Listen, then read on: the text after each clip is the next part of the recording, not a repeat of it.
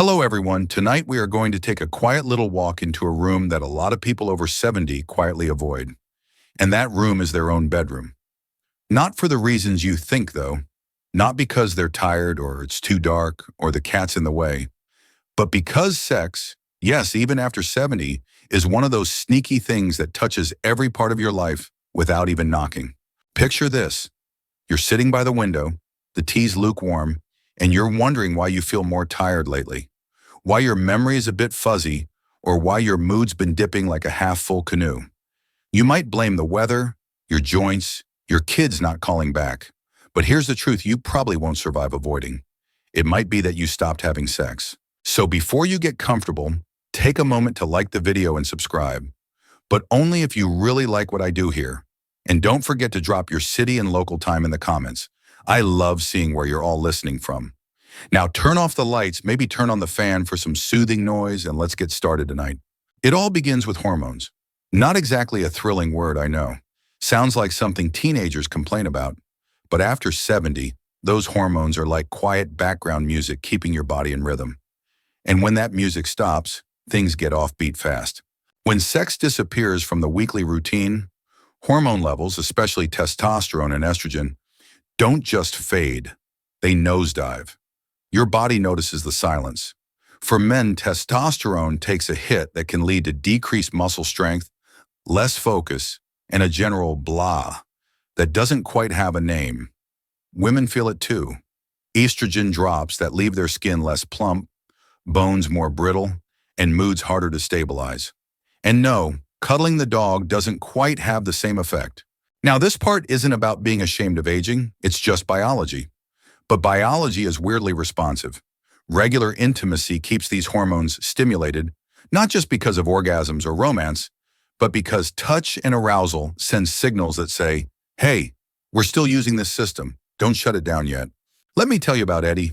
He's 74, recently widowed, hadn't been close to anyone in years. One morning he woke up and said to himself, I feel like my bones forgot they're supposed to hold me up. His doctor checked his hormone levels. Low, not tragic, but noticeably under. They didn't just prescribe testosterone, they told him to start dancing again. Literally, salsa nights. 2 months in, he wasn't just walking straighter, he was remembering jokes he hadn't told in years. Because hormones don't just live in your pants. They live in your brain, your bones, your soul. Old school wisdom, if you don't use it, you lose it. Now, my grandmother used that phrase about sewing machines and teapots, but turns out the human endocrine system works the same way. And here's something off topic but oddly related. Did you know lobsters never stop growing? They just keep getting bigger, tougher shells and all. But humans? We need reminders to keep ourselves alive from the inside out. There's actually ongoing academic debate about whether hormone decline triggers reduced intimacy or if it's the other way around, chicken or the egg situation. Most experts agree it's both. Less intimacy equals fewer hormones. Fewer hormones equal less desire for intimacy. It's a cycle, and not the fun kind. Of course, not everyone wants or needs sex in the same way, and that's perfectly valid. But we're talking about more than sex. We're talking about stimulation, sensation, closeness. Whether that comes from a lover's touch or a long hug, it matters. I once met a woman named Bev at a community center in Oakville. She was 79, sharp as a tack. She told me, the minute my last partner passed, the air changed. The radio was still playing, but there was no static in the room. She wasn't talking about sex, not really. She was talking about that chemical electricity, the kind that reminds your body, hey, you're still here. So what happens when that reminder fades? Hormonal shifts creep in, your energy gets fuzzy, and you start skipping pages in your own story. But the good news is, you can turn that page back. It's not about performance, it's about presence. Let your body remember what it's like to be alive. Not just surviving, but really bone deep, spark in your eyes alive. Whether it's a kiss, a cuddle, or a sensual daydream, your hormones will thank you, and so will your mirror. You ever stand up too fast and feel like your heart just did a little tap dance you didn't sign up for? That's not just age catching up. It might be your heart whispering, hey, remember when we used to have a little fun? I'm talking about your heart, yes, the actual muscle in your chest that's been beating along like a loyal drummer since the day you were born. What they don't tell you often enough is that sex is one of the sneakiest workouts you'll ever enjoy. Not just the flashy bits either. It's about blood flow, oxygen, adrenaline, and warmth. And when you take that out of your weekly routine, your heart doesn't just get bored, it gets sluggish. Sex, even the slow and tender kind, is a mild aerobic activity. Your heart rate increases, your vessels dilate, and your whole system says, "Ooh, we're doing something meaningful." And the best part? It doesn't feel like you're working out, but your body knows. It releases nitric oxide, regulates blood pressure, and keeps your arteries flexible, which is the opposite of what happens when you stop being physically intimate. I knew this guy named Gerald, 82, a retired dentist, still walked his dog twice a day. But he told me, "I feel like my blood's moving through molasses lately." Turns out he hadn't been physically close to anyone in years, not since his second wife passed. And while he wasn't looking to jump into bed with anyone, he admitted he missed the little things. The warmth of a body in the same bed, a touch on the shoulder that lingered a second too long. His cardiologist noted a slow but clear drop in his vascular elasticity. Here's an odd fact for you. Sloths have a lower resting heart rate than almost any other mammal. They move so slowly, they burn fewer calories in a day than it takes to toast a piece of bread. Now imagine if we lived like sloths, minus the tree naps and the adorable faces. That's kind of what your circulatory system goes through when you stop all forms of sexual or affectionate activity. Slow and sleepy and way too vulnerable to clots, spikes, and surprise dips. Now here's where the old school wisdom steps in again. A good heart needs laughter, movement, and love. Sounds like a Valentine's Day card, but in reality, those three things actually do support cardiovascular health. And when you remove one, say the physical closeness, you're asking your heart to do more with less. Not impossible, but definitely not ideal. There's actually a juicy academic debate simmering on whether sexual activity is a marker or a maker of cardiovascular health. Like, are people who are healthy just more likely to have sex, or does sex itself make you healthier? Most studies suggest it's a two-way street with traffic flowing both directions. You feel good, you connect. You connect, you feel better. See how annoyingly simple it is? Anyway, back to our hearts. When sex disappears, blood pressure often rises. Why? Because the heart loses one of its gentlest stress relievers. Oxytocin, the hormone released during physical affection, has a calming effect. Less of it means more tension. It's not magic, it's chemistry. You ever notice how someone in love just glows a little? That's not lighting tricks. That's increased circulation, clearer skin, and better oxygenation from all that consistent hormonal ballet. But when that ballet stops, your heart's still performing, but now it's dancing in the dark, bumping into furniture. I once met a couple in their late 70s, Claire and Mo. They'd stopped having sex years ago after a health scare. At least that's what Clara said. Mo just shrugged and said, "I figured she wasn't interested anymore." Classic communication breakdown. But after a very honest conversation, sparked hilariously by a documentary on penguin mating rituals, they decided to explore intimacy again, slowly, gently. I ran into them 6 months later, and Mo was bragging about his new blood pressure readings like they were lottery numbers. Coincidence? I don't think so. And here's something else. Intimacy helps with sleep, which helps with blood sugar regulation, which helps with weight, which helps with heart health. It's a chain reaction of goodness that starts with closeness. You don't even have to go full Olympic gymnast in the sheets. Just touch, kiss, breathe together. Your heart will know. So, if your pulse has been feeling lonely lately, maybe it's not your meds or your diet. Maybe it's the missing beat of connection. Maybe it's time to let the heart do what it does best. Feel. Just promise me one thing. If you're going to surprise your heart tonight, don't forget to stretch. We're older, not indestructible. Now let me tell you something a bit odd. In 1999, a study showed that people who kissed their partner goodbye every morning were less likely to get into car accidents. I know, what does that have to do with your immune system? Well, everything. Because what that kiss represents, connection, affection, a moment of calm, is one of the most potent immune-boosting rituals out there. And when that disappears after 70, so does a whole layer of your biological armor.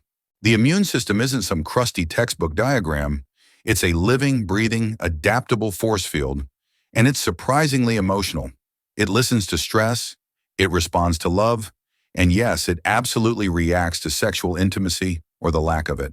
See, when you're physically intimate, even if it's just cuddling or lying skin to skin, your body produces a rush of hormones: oxytocin, dopamine, serotonin, and endorphins. These aren't just mood lifters. They actively support the function of immune cells. They lower cortisol, the stress hormone that likes to bully your immune system into submission, and they increase immunoglobulin A, a protein that helps defend against viruses and bacteria. But when sex fades out of your life, especially after 70, that beautiful hormonal surge becomes more like a whisper, and so does your immune system. You might notice more colds, longer recovery times, that, I think I'm coming down with something, feeling that never quite leaves. Let me tell you about Ruth. She's 77, lives alone, makes a killer vegetable soup, and used to be the first to bounce back after flu season. But a few years ago, after her longtime partner passed, she noticed her body changed. More colds, more days where even getting dressed felt like a marathon. Her doctor said it was just age, but Ruth knew better. She hadn't been touched in months. Not a hug, not a hand squeeze, not even a back rub from her massage therapist. And slowly, her immunity had taken a hit. Old school wisdom says laughter is the best medicine. But the truth is, touch might be a close second. The immune system thrives on comfort, on feeling safe, on connection. It doesn't like isolation. It associates that with danger, with stress, with uncertainty. That's not woo-woo. That's cold, hard biochemistry. And here's a weird little fact for your next trivia night. Octopuses have blue blood because of a copper-rich protein called hemocyanin, which helps them survive in cold, low-oxygen water. Our immune systems don't need copper blood, but they do need warmth, both emotional and physical, to stay strong. Now, there's a good bit of academic back and forth about whether sex directly improves immune function or whether people with stronger immune systems just feel more like having sex. Again, the truth's probably both. It's a lovely little dance. But one thing we know for sure, chronic loneliness is linked to increased inflammation, slower wound healing, and higher mortality risk. That's not a guess. That's decades of research. So what do? Well, we remember that sex after 70 doesn't have to mean what it used to. It can be slower, softer, more about the connection than the climax. Heck, sometimes it's just lying in bed with someone's breath sinking to yours. That's still intimacy. That's still immune boosting. Walter, 81, told me he started spooning again. Not with a partner, he got a weighted blanket and named it Shirley. And would you believe it? He said he slept better, caught fewer colds, and felt more like himself again. Now, I'm not saying blankets are the new lovers, but hey, we adapt. I've also seen couples try something called non-demand touch. It's not about leading to sex. It's just about touching without pressure, a hand on a thigh, a back scratch. Even 10 minutes a day does wonders. Think of it like a vitamin supplement for your immune system, except it comes with eye contact and maybe a laugh. So if you've been getting sick more often or feeling just a little off, don't only look to the medicine cabinet. Look at your connections, your skin, your heart. Ask yourself when you last felt truly held by someone, by something, even by yourself.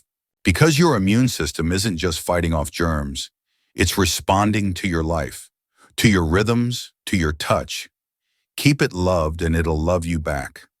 I don't know if you've ever walked into a room and completely forgotten why, but if you're over 70 and sex has quietly vanished from your life, chances are you've noticed more of those little mental hiccups.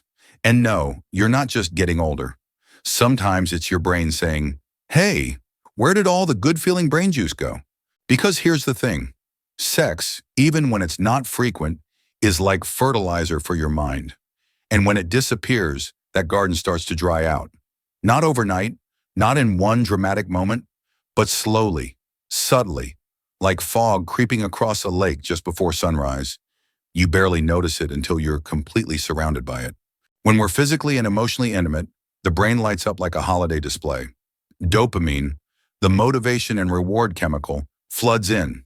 Serotonin balances mood. Oxytocin, the cuddle chemical, deepens connection.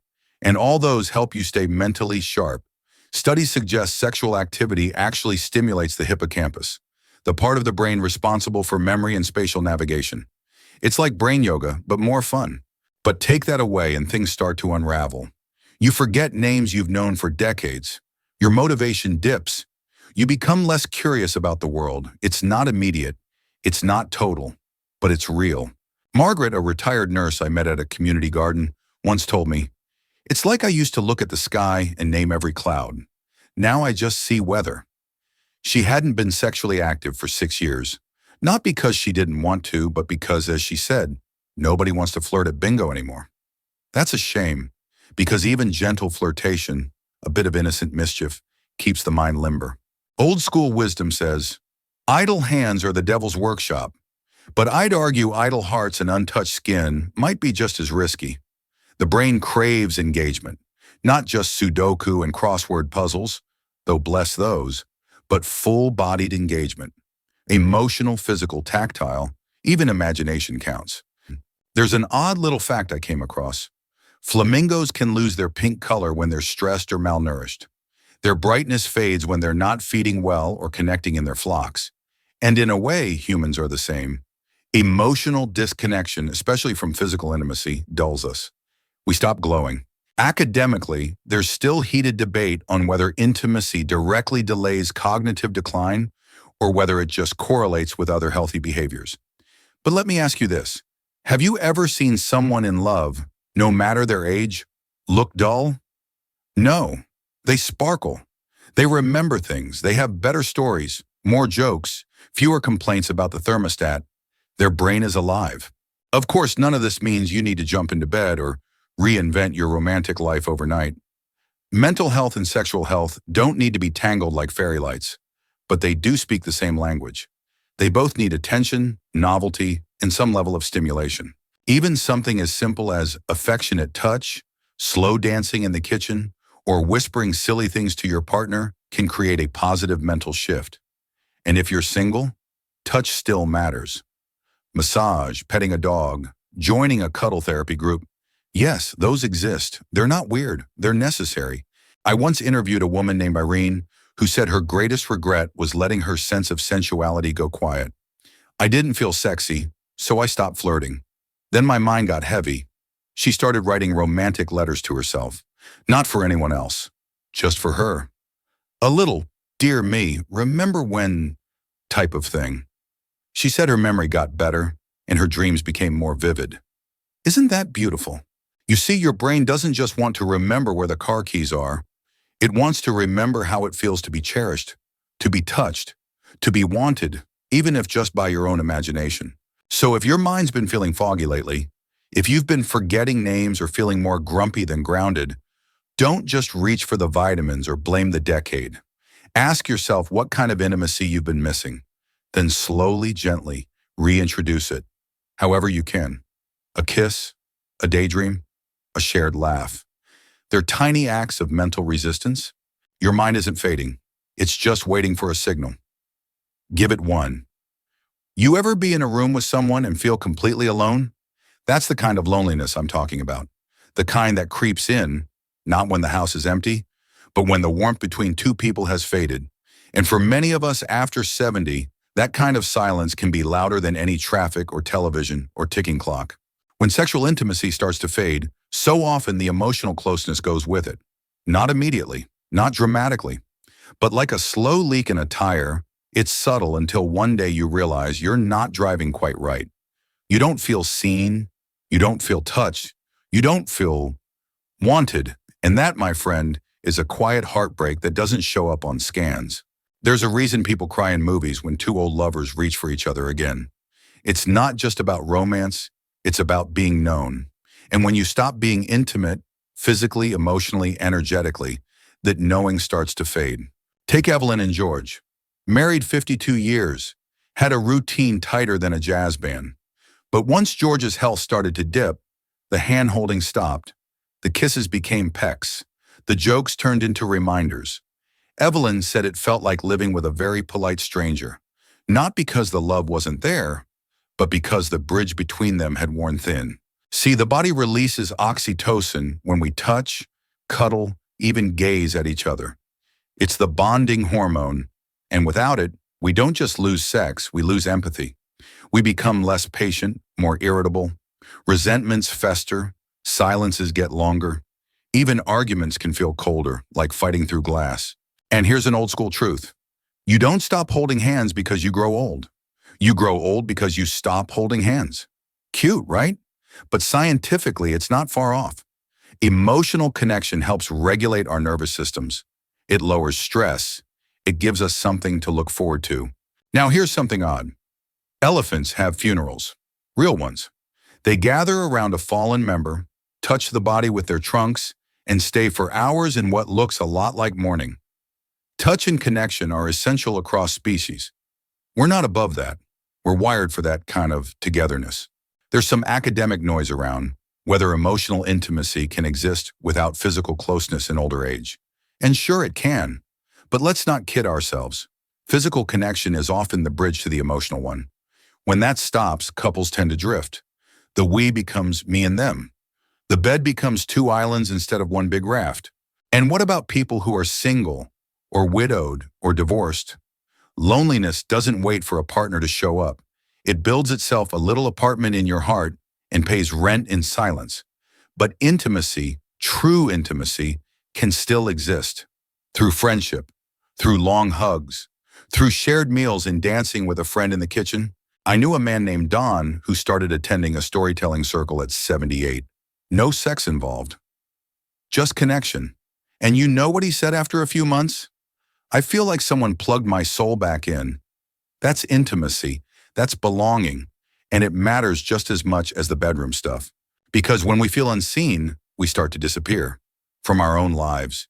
We stop dressing up, stop reaching out, stop dreaming. And that's the real danger. Not aging, not wrinkles, but the quiet, emotional withdrawal that nobody talks about. So what can we do? We can start small, sit close again, touch shoulders during conversations. Lay a hand on a knee, even if it shakes. Share stories about when we first met. Laugh at inside jokes no one else understands. Let the spark be soft.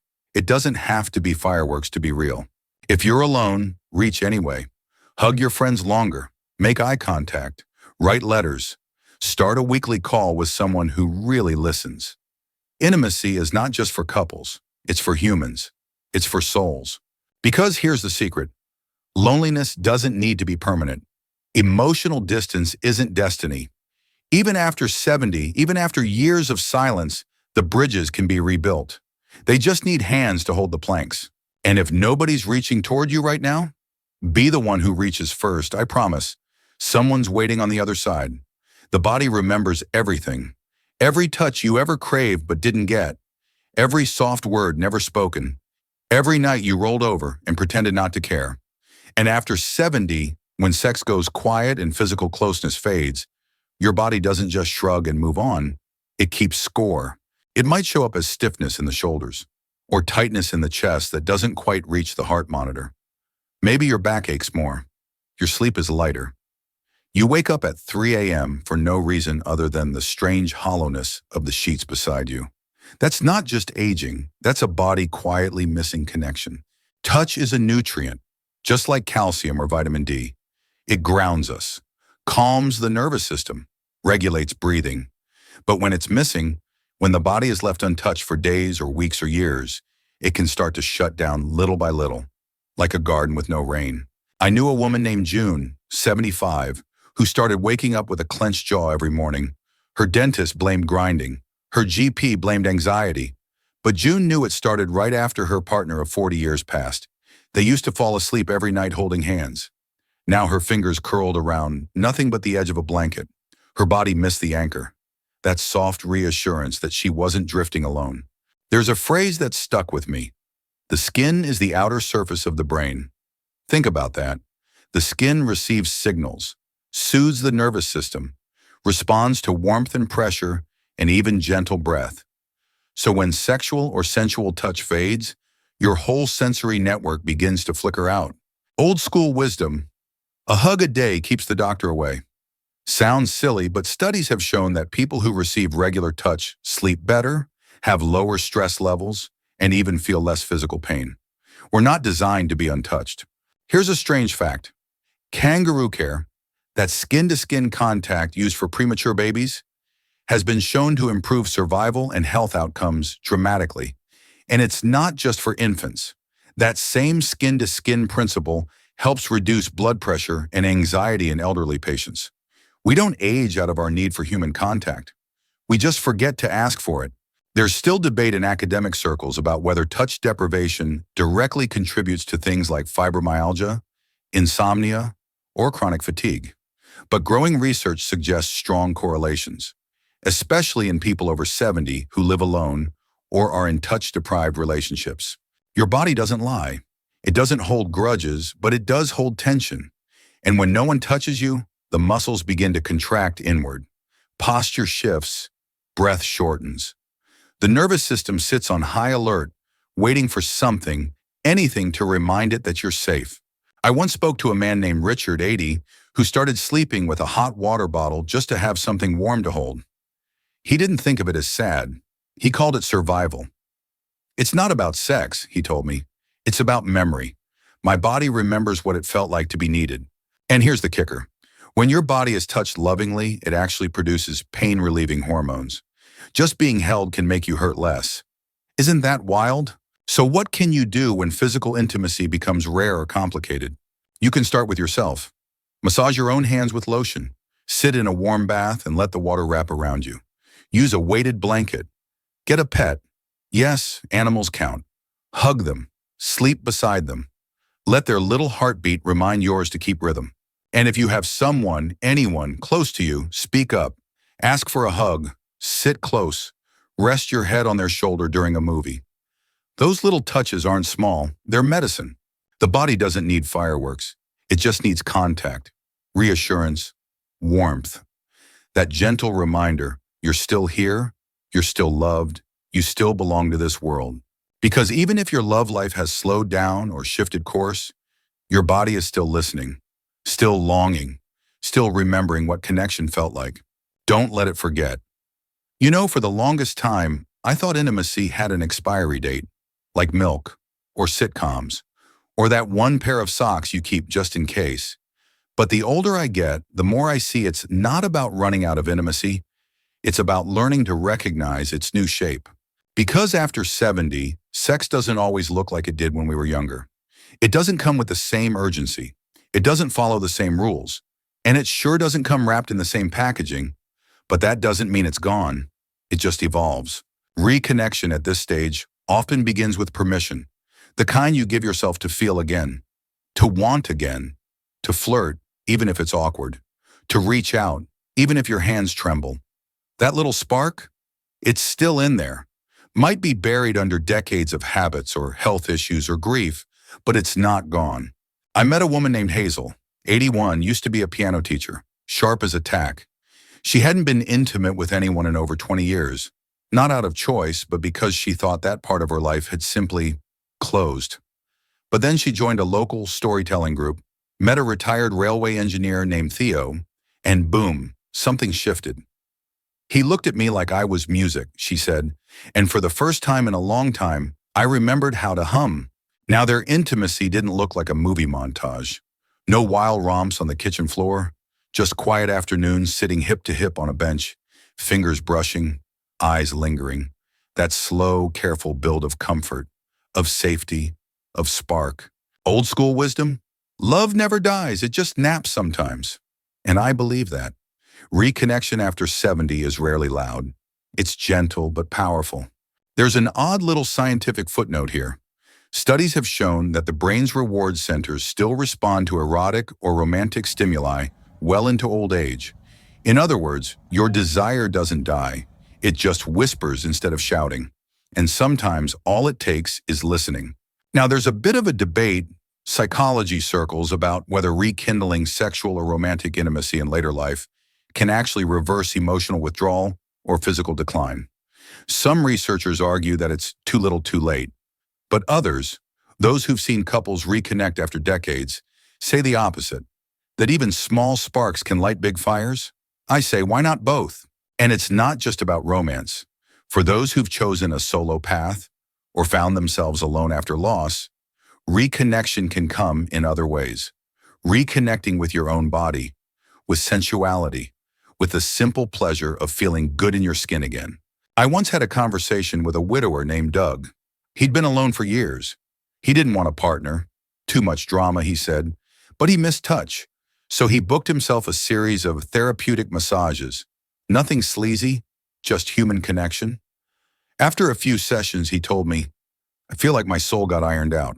And maybe that's the heart of it. Reconnection doesn't have to mean reigniting a full-blown romance. It can mean giving yourself permission to feel alive again, to wear a softer shirt, to light candles for no one but yourself, to sigh without shame when something feels good. It can also mean having those long overdue conversations with a partner. I miss us. I want to feel close again. I don't know how, but I want to try. Vulnerability is the real intimacy. It always has been. I knew a couple who started a weekly tea and touch ritual. They'd brew a pot, sit close, and take turns giving each other hand massages. No expectations, no performance, just presence. They said it brought back a level of emotional safety they hadn't felt in years. And if you're nervous, good. That means it still matters. Start small. A longer hug. Eye contact that lasts 2 seconds longer than usual. A shared memory. A slow dance in the kitchen. Let intimacy evolve. Let it look like whatever it needs to for this chapter of your life. Because even if things don't work like they used to, your need for connection hasn't changed. Your capacity for desire hasn't dried up. Your heart, still fully functional, still under warranty. So go ahead, let your fingers brush, let your breath catch, let your skin wake up. You're not too old, you're just in a new season. And seasons can still bloom. There's this thing we do as we get older. We start measuring joy like it's rationed, like someone's keeping score, like we've had our fair share and now it's time to settle down and stop asking for more. But joy doesn't work like that. It doesn't expire, it doesn't go sour, and it certainly doesn't knock on your door and say, sorry, you're 78, I'll be heading out now. What does this have to do with sex? With intimacy? With connection? Everything. Because sex, real, heartful, messy, gentle, fumbling sex, isn't about youth. It's not about performance. It's not about bending like a yoga instructor or lighting the candles just right. It's about being known, about touching and being touched in return, about saying without words, I still matter, I still feel. Joy lives in those moments. I met a couple once, 87 and 85, who had started writing poems to each other. Nothing fancy. No rhymes, just simple stanzas tucked under pillows or left on the breakfast tray. One line stuck with me. Your hand on my back makes me believe in tomorrow. That's joy, that's sex in its own way, that's presence. You see, intimacy after 70 isn't about reclaiming what was. It's about discovering what is. It's about realizing that while your knees may complain and your back might argue, your heart still knows exactly how to beat for someone. Even if that someone is yourself. Old school wisdom, the fire doesn't die, it just waits for the wind. And sometimes all it takes is one deep breath, one conversation, one unexpected afternoon where you laugh so hard your belly aches and suddenly something inside you clicks back on. Here's a fun, odd fact. The oldest known living animal, a tortoise named Jonathan, is over 190 years old and still gets frisky. I'm not kidding. They've had to separate him from some of the younger ones to give them a break. If Jonathan the tortoise can still find joy in connection, I think we can too. Now, there's a big ongoing discussion in gerontology and psychology around redefining sexual health in late life. Some professionals say it's time we start viewing intimacy not as an afterthought, but as a core part of aging well. Others argue that health concerns and limitations make that unrealistic for many. But here's what I believe. Intimacy doesn't have to look like it used to in order to matter. It can be about closeness, about dancing in your slippers, about whispering secrets in the dark, about sharing a bed not just to sleep, but to feel a heartbeat next to yours. And if you're alone, that joy can still be yours. Buy yourself the soft sheets, get a massage, Wear that cologne or perfume you used to save for special occasions. You're the occasion now.